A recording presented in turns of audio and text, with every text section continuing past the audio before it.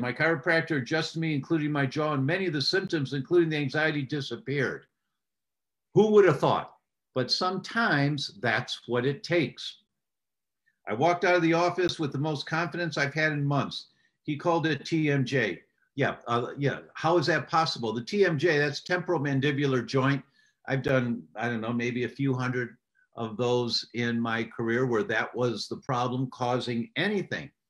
Because when your jaw's out of balance, it throws abnormal feedback back into your brain.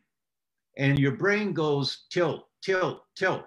And it tries to adjust to the abnormal feedback coming in.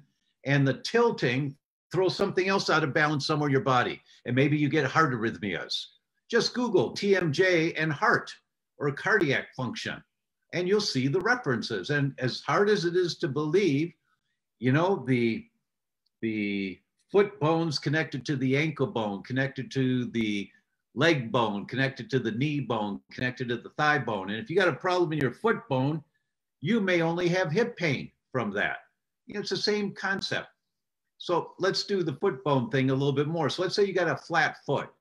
It's called pronation. You don't have the arch that you're supposed to have in your foot, and it's gone flat.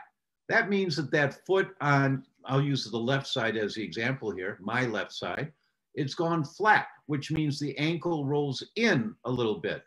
Now, when the ankle rolls in, the knee has to roll out a little bit. I'm exaggerating the amount. You can't see it unless you have a sharp eye, but the ankle has to roll out to compensate for the foot rolling in. And then all your muscles and walking have to compensate for that. And when the ankle rolls in and the knee rolls out, the hip rolls in. And then all of a sudden you got a hip bone that's going into your pelvis and it's rotated. And now you're walking 500 steps a day or 5,000 steps a day, whatever it is.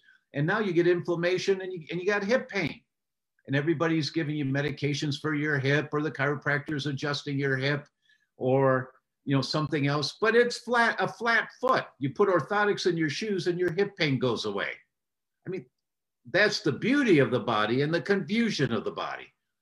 But in this example, on the pyramid of health, it's her structure. Could that have really fixed my issues? Yes. What should I do now to keep my spine and jaw healthy? I'm so grateful and blown away by chiropractic care. Really great testimonial. Thank you for that. I've had many of those in my career, because some of you may not know I'm a chiropractor. I practiced in a suburb of Chicago for 25 years. And that is not uncommon to see that. And how do you keep it in place? Well, it got knocked out because of some kind of compensation. Maybe you don't have the right pillow that you're sleeping on. We all need an orthopedic pillow. The ideal position is to sleep on your back with a pillow under your knees, so your knees are bent a little bit, and an orthopedic pillow under your neck.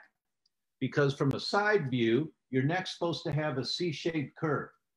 And when it doesn't have a curve and you have a straight neck, or it's going the other way, your head's in front of your shoulders like this, right? So you want that C-shaped, orthopedic pillow lifts up your neck and your head kind of falls back over it a little bit. And if you don't have an orthopedic pillow, take a towel and roll it up with some rubber bands. And you set yourself up with a pillow under your knees and the orthopedic pillow under your neck, and go to sleep. And if you're not asleep in 10 minutes, throw the pillow on the floor, go back to the old way of sleeping, whatever it is, and get some sleep. But every night you give it 10 minutes. Base hits win the ball game. And eventually you'll fall asleep like that. And eventually you'll feel great sleeping in that position. So I'm really glad for you. Who was this person's name? Quincy. Really glad, Quincy, that you shared this experience. And I hope you understand now a little more of the mechanisms behind that, that your daily nausea, the digestive issues like IBS, the heart rate spikes, meaning the pulse just bum, bum, bum, bum, bum, bum, bum, bum, and drops, and the palpitations, the tight chest, the awful anxiety, the panic attacks, all that went away by a chiropractor adjusting the joint of the jaw, the temporal mandibular joint. Yeah, sometimes that's what it is. So way to go. Way to go, Quincy. And thank you so much for sharing that.